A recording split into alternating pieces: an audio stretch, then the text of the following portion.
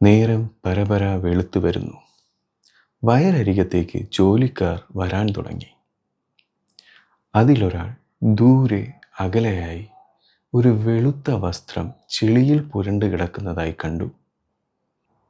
കുറച്ചുകൂടി അടുത്തേക്ക് ചെന്നപ്പോഴാണ് അവർക്ക് മനസ്സിലാവുന്നത് അത് ഒരു സ്ത്രീയുടെ മൃതദേഹമാണെന്ന്.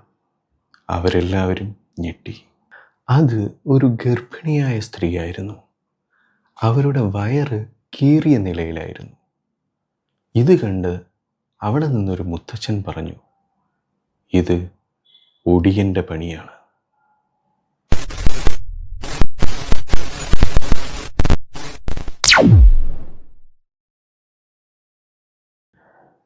ഒടിയൻ അതൊരു മനുഷ്യനല്ല, അതൊരു കല, രഹസ്യമായി പഠിച്ചെടുത്ത ഒരു ശക്തി. പഴയ കാലത്ത് കേരളത്തിൽ രാജാക്കന്മാരും ജാതി വ്യവസ്ഥകളും അടിമത്വവും നിറഞ്ഞു നിന്നിരുന്നൊരു കാലം. ചെറിയ ജാതിക്കാരെ വലിയ ജാതിക്കാർ അടിച്ചമർത്തിയിരുന്നൊരു കാലം.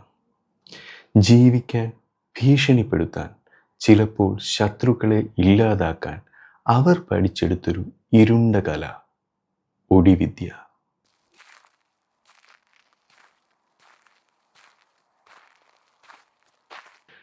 വശീകരണം, മന്ത്രം, വേഷധാരണം, മനുഷ്യൻ്റെ ഭയത്തെ ആയുധമാക്കിയ ഒരു കല. പുലി, കരടി, പാമ്പ്, കാള, എന്തു വേണമെങ്കിലും ഇരുട്ടിൻ്റെ മറവിൽ അവർ രൂപം മാറും. ജനങ്ങൾ പേടിച്ചു പോകും. അവരുടെ പേര് കേൾക്കുമ്പോൾ തന്നെ വിറച്ച് നടുങ്ങും.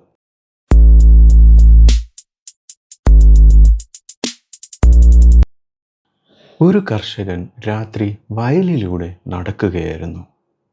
ചുറ്റും മഞ്ഞ്, കൂരിരുട്ട്, പിന്നിൽ ഒരു കാലൊച്ച.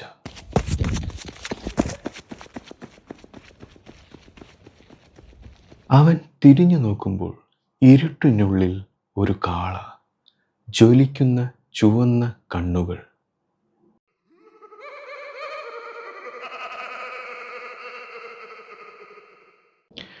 അവൻ പേടിച്ച് ഓടാൻ പോയി. പക്ഷേ അപ്രതീക്ഷിതമായി അന്ന് ആ കാള ഒരു മനുഷ്യരൂപത്തിലേക്ക് മാറി. പിറ്റേ ദിവസം ഇത് കേൾക്കുന്ന ആൾക്കാർ പറഞ്ഞു, അത് കാളയല്ല, ഒടിയനാണ്.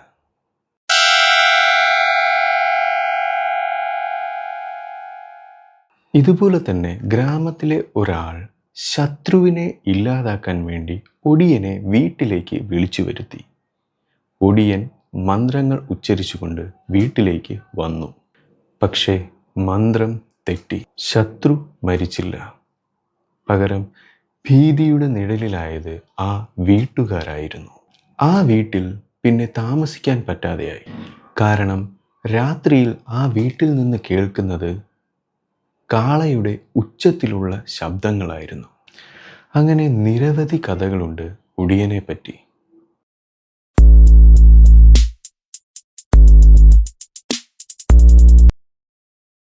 ആരും ഒടിയനെ നേരിൽ കണ്ടിട്ടില്ല എന്ന് പറയുന്നു. പക്ഷേ എല്ലാവരും പേടിച്ചു.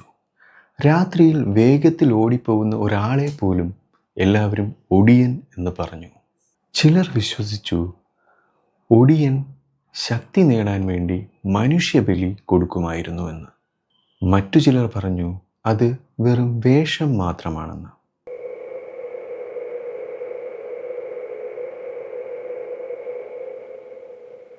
ഒരാളുടെ ഭയത്തെ ഉപയോഗിച്ച് അവരുടെ മനസ്സിനെ നിയന്ത്രിക്കാനുള്ള ഒരു വിദ്യ. ഇന്നും ചില പഴയ വീടുകളിൽ, ചില കാടുകളിൽ ആളുകൾ കേൾക്കുന്നുണ്ട് വിചിത്രമായ കാലൊച്ചകൾ, റാന്തൽ വിളക്കിൻ്റെ മങ്ങിയ വെളിച്ചം, പുറകിൽ ആരോ ഓടുന്ന ശബ്ദം.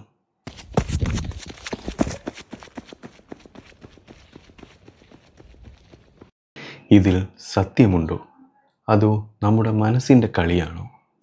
ഇന്ന് ഒടിയൻ വെറുമൊരു കഥയായി മാറി. പക്ഷേ പഴയ കാലത്ത് അത് മനുഷ്യൻ്റെ ജീവൻ എടുക്കുന്ന ഒരു ഭീതിയായിരുന്നു. ഒടിയൻ്റെ പേരിൽ പേടിച്ചു വിറച്ച രാത്രികൾ.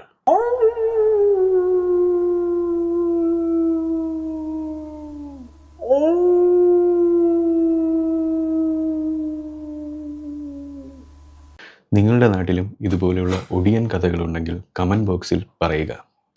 അടുത്തൊരു വീഡിയോയുമായി പിന്നെ കാണാം.